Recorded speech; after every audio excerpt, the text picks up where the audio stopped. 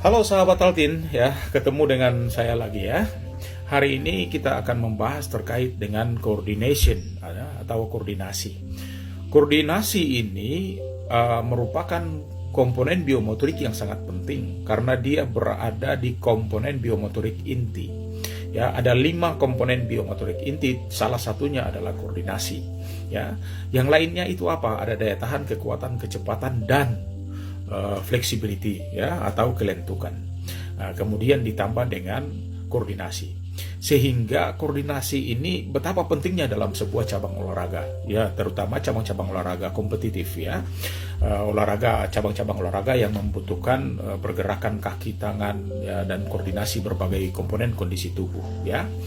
Lalu kemudian koordinasi itu sendiri ya, itu merupakan satu komponen biomotorik yang kalau ketika kita ingin melatih koordinasi itu kita tidak boleh dalam keadaan kondisi lelah.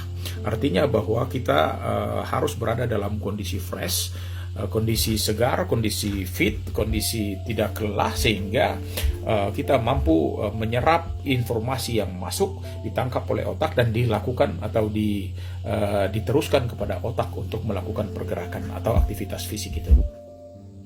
Koordinasi sendiri itu terdiri atas 2 ya, ada koordinasi mata kaki dan ada koordinasi mata tangan. Kalau koordinasi mata kaki artinya ada kerjasama antara mata dan kaki. Artinya ketika apa yang dilihat oleh mata secara visual, kemudian itu diserap ya, dipikirkan, dikirim ke otak, dan otak menuju kepada otot mana yang akan digerakkan ya. Demikian juga katakanlah koordinasi mata kaki dan mata tangan. Kalau koordinasi mata kaki artinya apa yang dilihat oleh mata diserap, disimpan oleh saraf, dan kemudian dikirim kepada kaki untuk melakukan pergerakan itu. Demikian juga di tangan ya.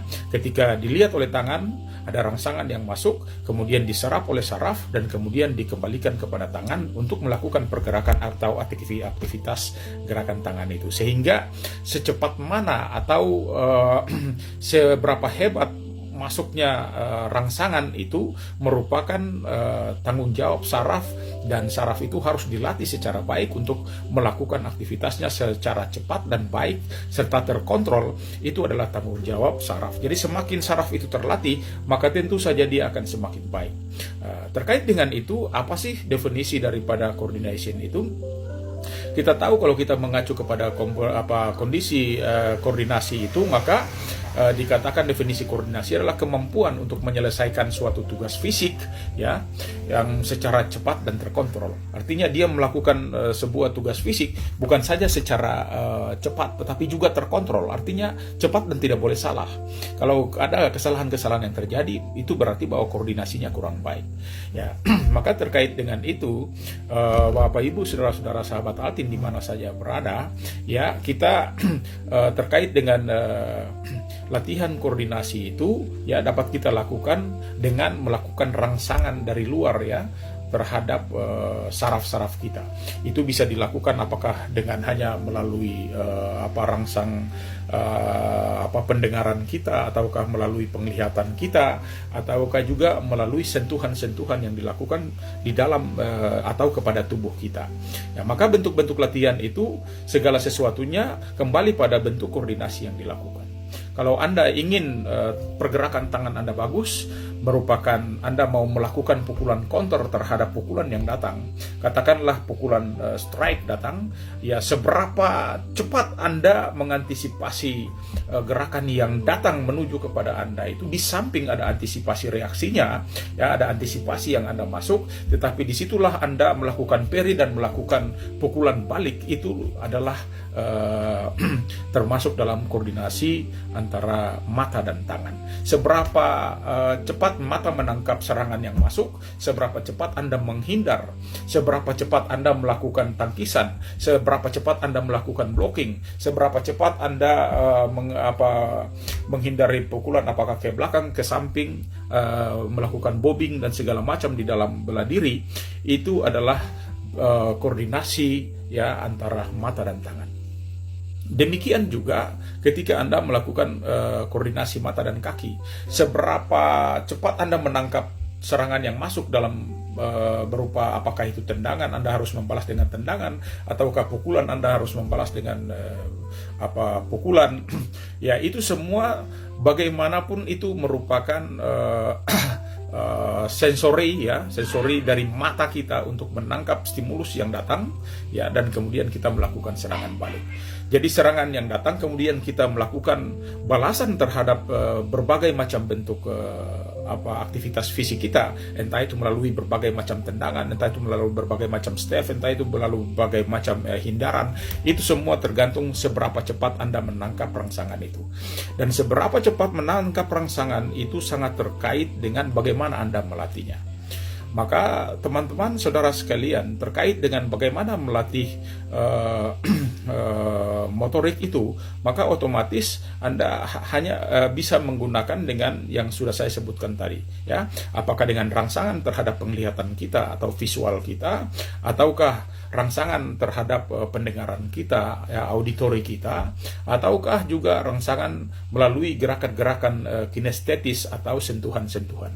Ya, Anda bisa saja dengan katakanlah melatih koordinasi gerak Anda dengan memegang bola-bola tenis, dan orang yang berada dalam jangkauan yang mungkin dari jauh dulu beberapa meter, kemudian semakin hari semakin dekat, semakin terlatih, semakin dekat, semakin terlatih, semakin dekat.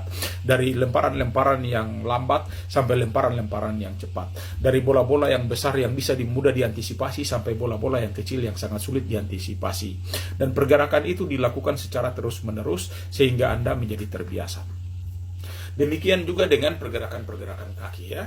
Bagaimana rangsangan-rangsangan itu dilakukan, bagaimana bentuk pergerakan, katakanlah apa yang mau Anda tendang, katakanlah sansak, tapi Anda tidak menggunakan heavy back atau sansak besar atau sansak panjang, tapi Anda menggunakan sansak-sansak yang kecil atau menggunakan pad, ya, jab strike hook uppercut, jab strike hook uppercut, atau tendangan di dalam taekwondo, ya, katakanlah apchagi, dolyochagi, deolochigi, dwichagi, ya.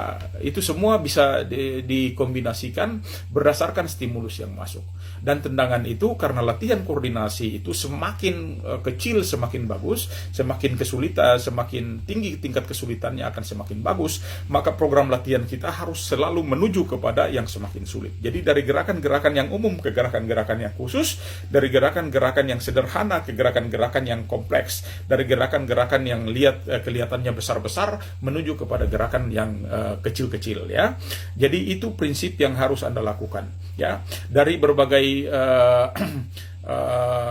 respon yang masuk atau stimulus yang masuk, apakah itu melalui pendengaran, telinga, atau sentuhan, itu bisa Anda kombinasi, ya. Sebagai pelatih Anda bisa mengkombinasi itu secara baik, sehingga bisa jadi Anda mengatur kepada atlet Anda, kalau saya sentuh telinga Anda sebelah kanan, maka Anda tendang dengan sebelah kiri.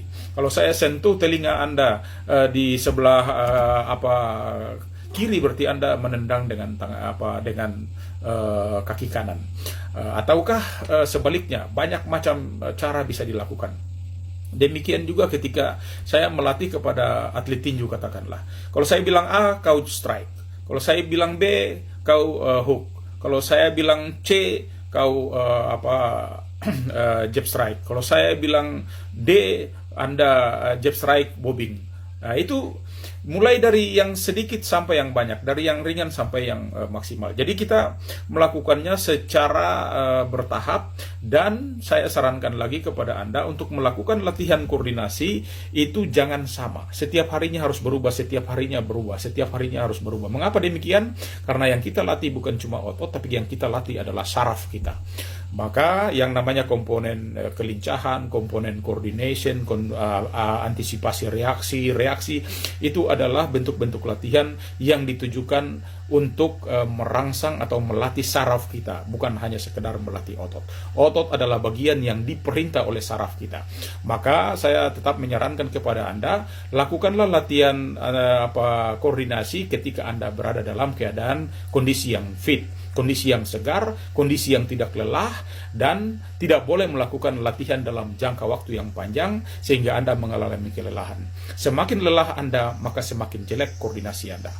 Itu yang bisa saya sampaikan kepada Anda. Selamat berlatih teman-teman sekalian. Semoga Anda bisa meraih hasil yang terbaik dari yang namanya latihan koordinasi. Demikian sahabat Altim.